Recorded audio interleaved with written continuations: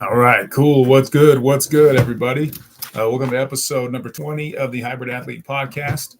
It's been a while since I jumped on here and just kind of chopped it up a little bit about what I got going on in my fitness journey and my path so far this year. But as I said in one of the previous episodes, I'm just looking forward to continuing to report to you. Anyone who follows me, I think I got like 67, 68 subscribers now, so that's awesome. I just basically just post my physique updates, basically kind of me just checking in, posing, like showing kind of my how my body changes like physically over time. I was looking at them the other day, like, I have a couple of those shorts to where I'm basically, just kind of posing the same way, front, side, side bicep, rear double,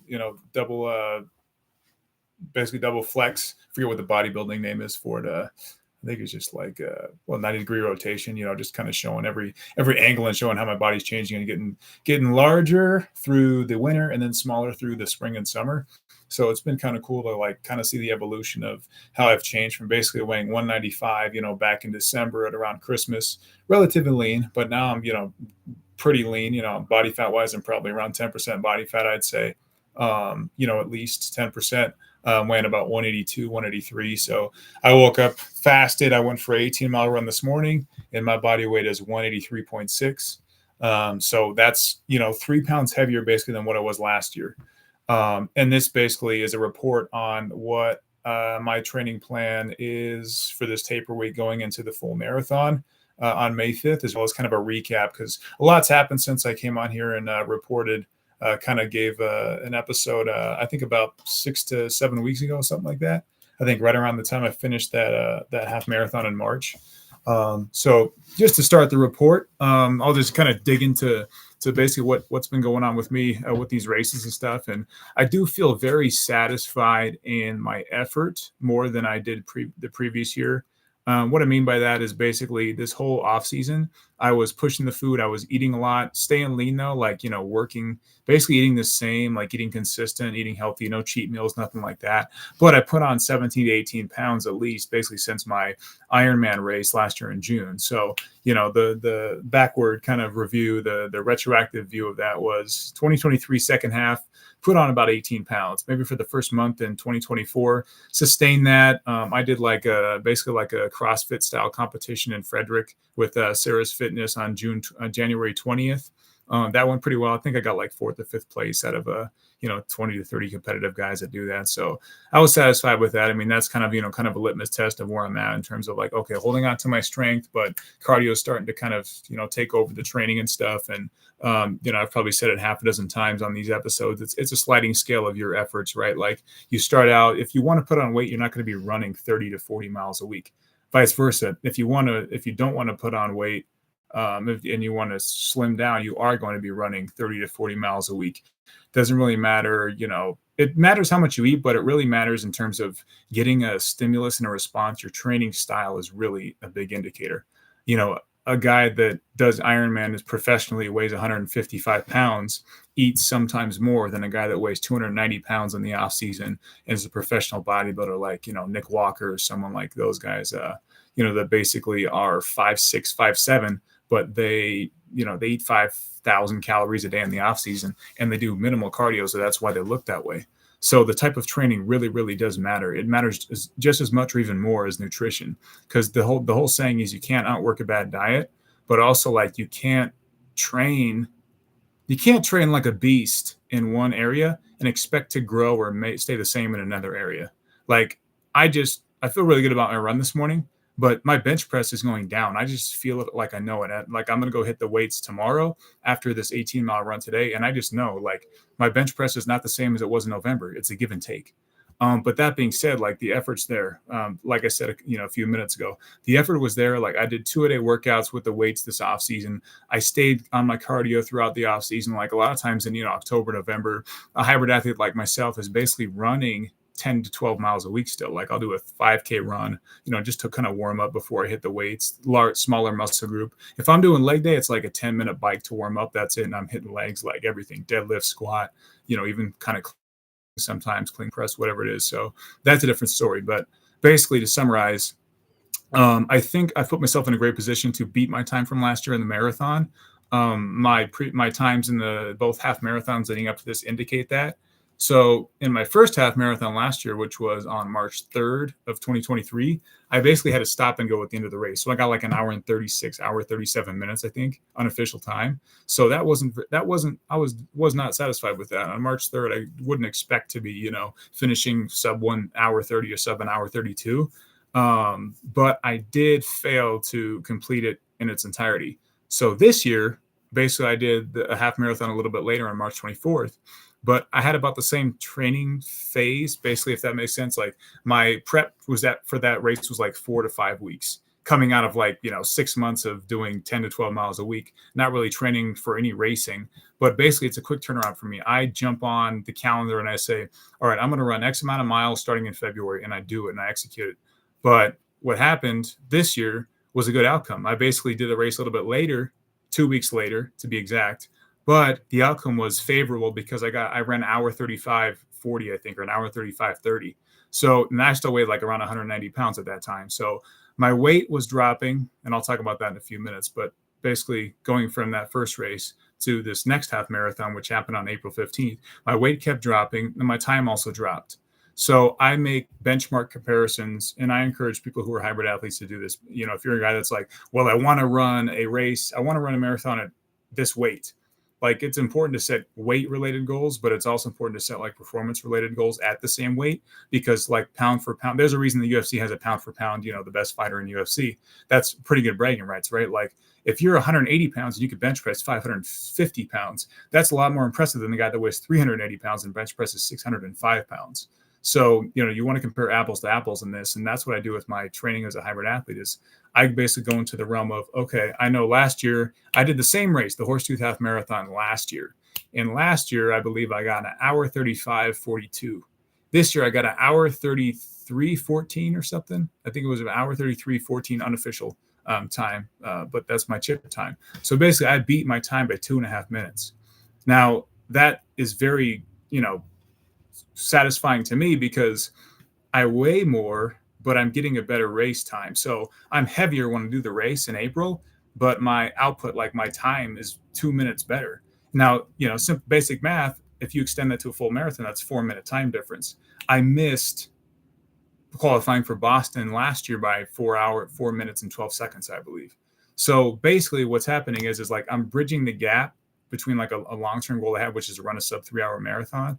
I'm not saying that's necessarily going to happen this year, but I think my odds of doing that, my chances of doing that are much greater due to the fact that my 2 half marathons leading up were kind of the litmus tests, and I've passed those and I've made improvements, time improvements, as well as strength gains in the off season. So I think that's really what you want to see as a hybrid athlete is you want to see strength go up and run time improvements.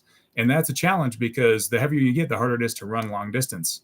But I think that I've done a pretty damn good job at it so far, and kind of dedicating at least 2 years to it. In 2021, I made a decision to stop drinking alcohol, which was probably the best decision so far of my adult life.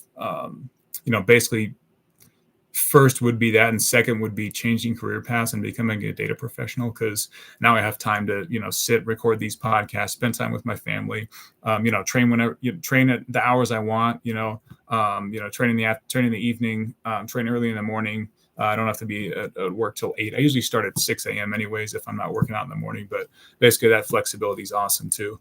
But bottom line is, this training, basically this training time for me, these training sessions, these kind of mesocycles, right? These 6 to 8 week cycles. There have been basically 2 of them leading up to prep for this full marathon.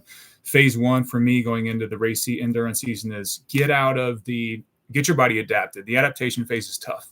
Anyone who doesn't lift as much as I do and simply wants to be in better cardiovascular state knows those runs suck. The first time you try to run 6 miles even is a pain. And then you try to go to 8-9 miles, like it can be a bitch to finish that distance. But if you do it once and you become acclimated and adapted, you don't worry about time. It's important to have those runs to where you don't care about when you finish, you care that you finish without stopping. Without stopping is key because, there are a lot of Ironman athletes will tell you this. Once you stop, it's just different. It's not the same. You can try to stop and start, but, stopping really just fucks everything up. So bottom line, do those long runs to where you want to be able to finish. You don't care about time, and that's basically what phase one for me is. If I could break down the endurance season into two phases, that's phase one, is basically get acclimated. Like my training mileage looks something like this, something like the following. And let me know if anyone who has any input, please comment below, like what, if you agree with this or not. But if I'm going to run a half marathon, the first one I run, it's like a 4 to 6 week basically training regimen. I run at least one 12-mile run every week. So that's usually on a Wednesday.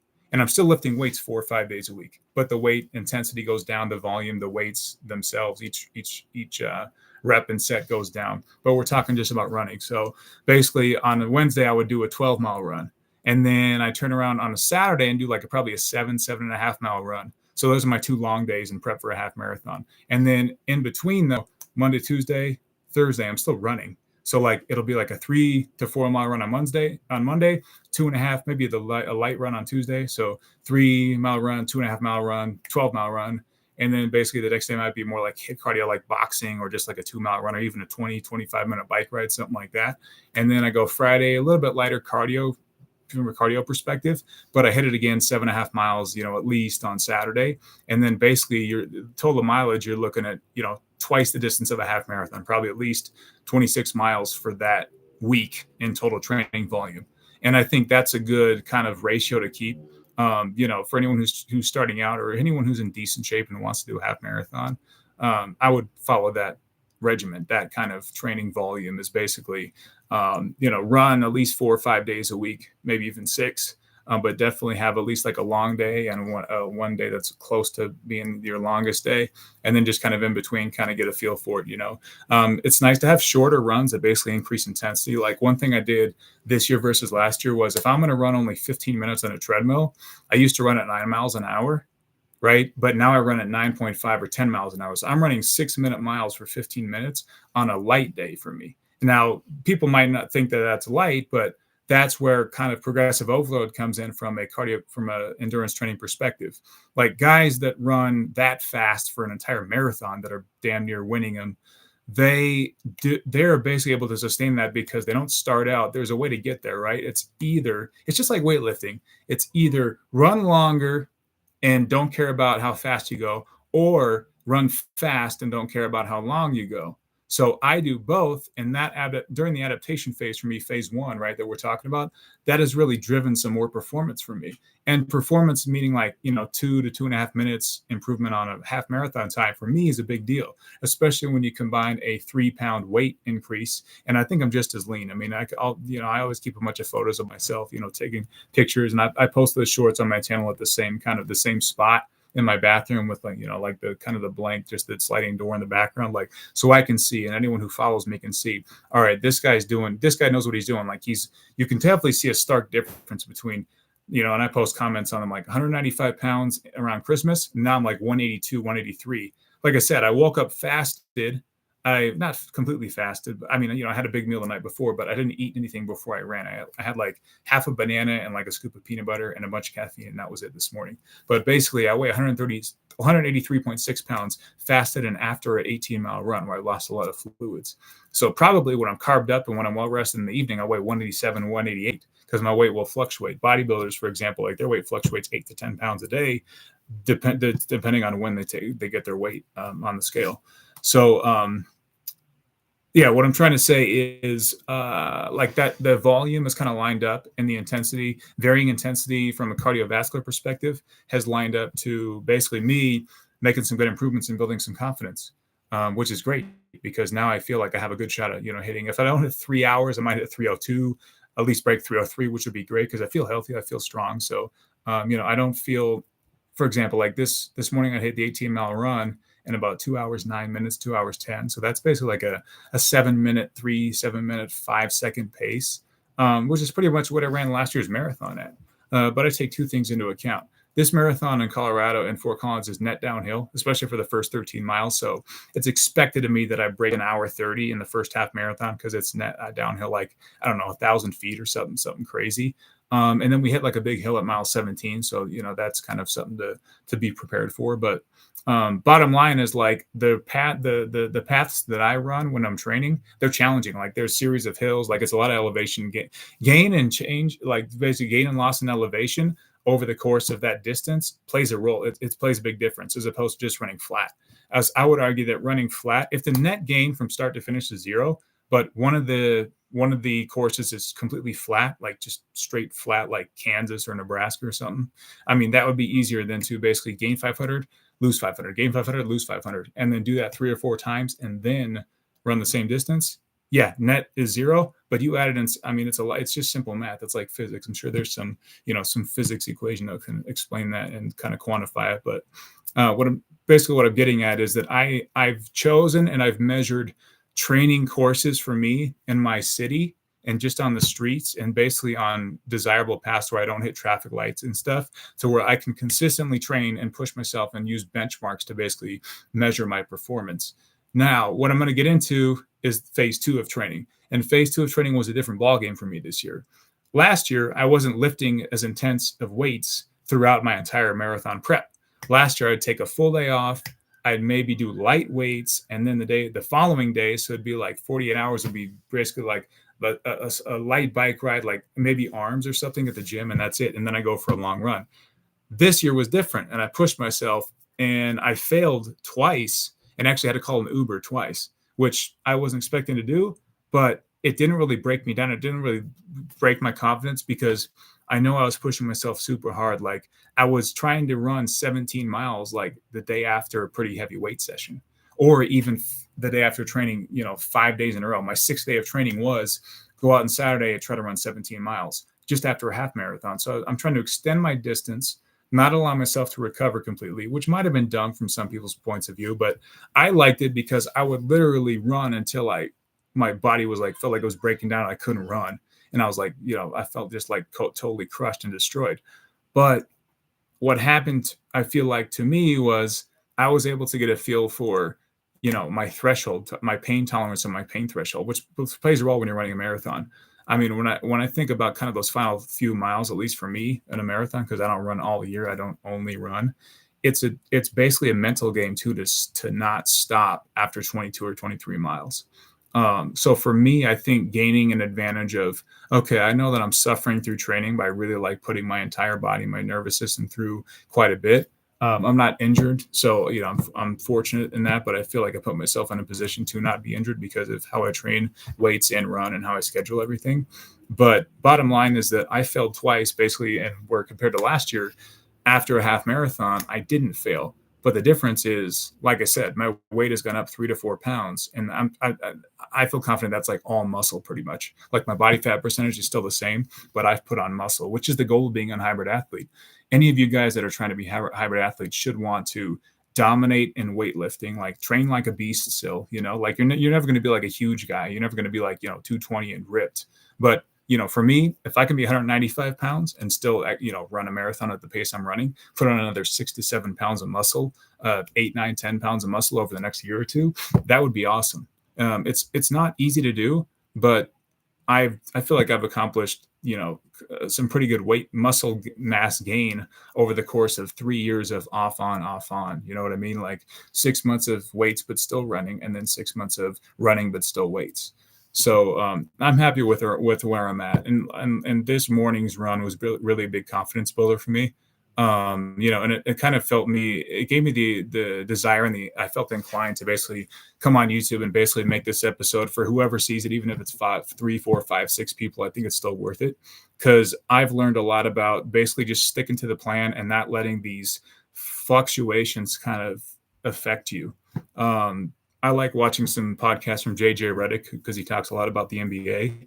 And he's one of those guys to where he really had to earn everything that he got. I mean, you look at him, he's 6'2", 6'3", white guy, not expected to be an all-star in the NBA, never expected to have an all-NBA career, but that guy had so many ups and downs, but now he's like one of the top analysts for the NBA. He's well respected by all of his peers.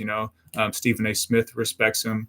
Everyone who he works with around ESPN, they respect him. So, that's the type of guy that basically reports on that stuff at a high, at a professional, at an elite level, and basically just says the same thing that I'm saying to you right now.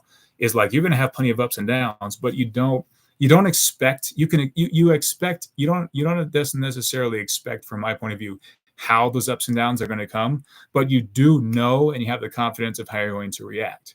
So I expect that something's not going to go the way I want. Like, there was on April 6th, I went out for that long run, and I was saying I'm going to hit 17 miles because I just did a half marathon. I just did a half marathon 2 weeks ago, had a good training week. I hit the weights hard, right? But what happened was those weight sessions caught up to me, and I was still pushing for like a 2 hour run where I'm not slowing down. I'm hitting 7-minute miles, and it just wasn't in the books.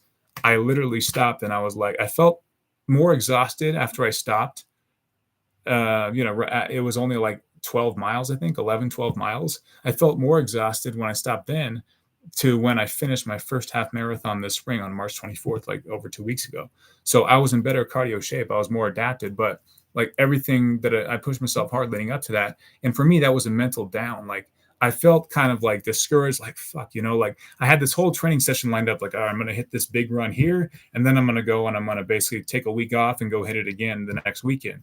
But I adapted. Basically, what I did was, okay, I failed on that Saturday, and then I went in on Wednesday. And what happened was I went on Wednesday and I completed 15 and a half miles, almost 16 miles. So that was a win for me because I readjusted my plan, and that's a good life lesson, is like, if you expect to get somewhere, that's really where the separation happens between 90% of the population and those 5 or 10% that are winners in business, winners in life, have good relationships, their family, their kids respect them, their wife just, appreciates them, and they have no major issues in their personal life, professional life, whatever. Fitness is the big teacher of that. And that's a big lesson I learned in this training process this year was, okay, man, you failed, like, not miserably, but you definitely failed on that Sunday, on April 6th. But then you came back, you had another half marathon on the 14th, beat your time by 2 minutes, went back the following weekend, basically trained through that. And now you had a couple of good, 18-mile runs to prep for this big marathon. So I know that not allowing myself to ever recover fully during this process of leading up to the full marathon was valuable, because I know that I have this taper week. This is the last thing I'll mention on this episode, but I have this taper week scheduled to where I know that I'm just going to, I'll crush the weights tomorrow on Monday. Tuesday, I'm going to hit another heavy workout, guys like Nick Bear, they'll still, like squat every now and then during a race season or something. Or I know he hits a lot of, morning mile runs and then might hit weights in the evening. I do kind of like a similar thing. I had my 18-mile run today, so I'm going to hit chest and arms tomorrow, shoulders on Tuesday with maybe some HIIT cardio, some boxing or something. Go Wednesday, hit back. So basically 3 days to hit pretty much the entire body except for legs, because it's it's race week. But then go into a taper like Thursday, Friday, Saturday, be dedicated to just stopping myself and saying, you have not slowed down this much since your marathon last year. So I have all the confidence in the world that I'm going to be well rested.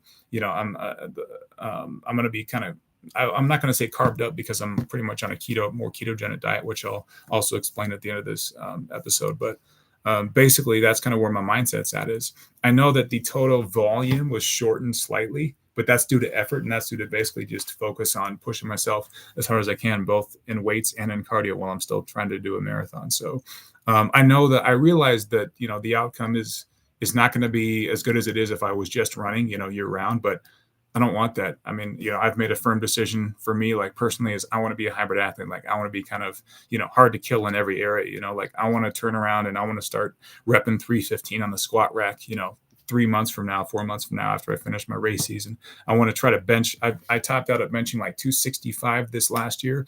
I want to increase that. I want to hit 275, 285. I want to be able to brag about it, to my son, to whoever, to people who ask me about my fitness. I want to be able to brag about that, and just say, listen, I do both and I can help you, like that's kind of the product that I am, that I represent is, I've been a consumer of content for a while, but now I'm a producer, and I can really bring a lot of value to a lot of people who are kind of, in the weeds, or kind of they got one foot in, one foot out, like, oh, should I do it or not?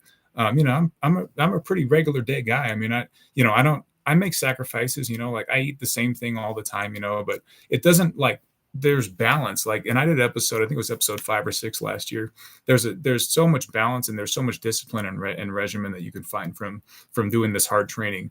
But I'll save that for another episode. Last thing I'll touch on, then I'll wrap this up, is basically my diet has been kind of higher fat, lower carbs, and I feel like I've definitely become fat adapted. What happens, I won't get into the science of it. That's also for another episode. But basically I got into ketosis, I want to say 2 to 3 weeks after I started.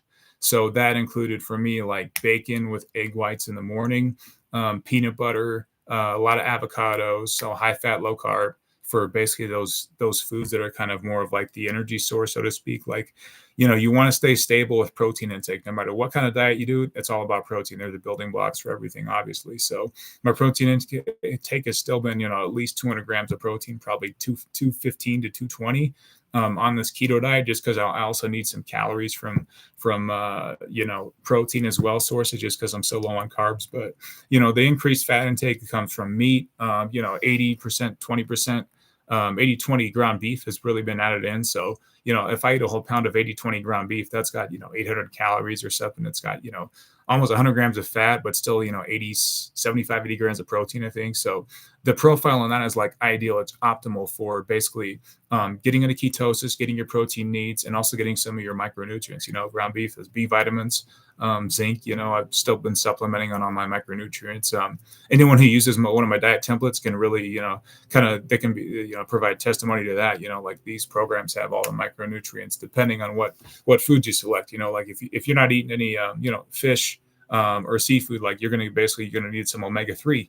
Vice versa, if you're all in on chicken, you want to supplement with B12, B6, zinc, magnesium, some of those micronutrients that come from red meat, which is obviously great. But I've been leaning a lot towards red meat, not as much chicken. Really no fish, because it's so lean. It doesn't really do me any good in this keto diet. But yeah, ground beef, sirloin, chuck roll, poor man's ribeye.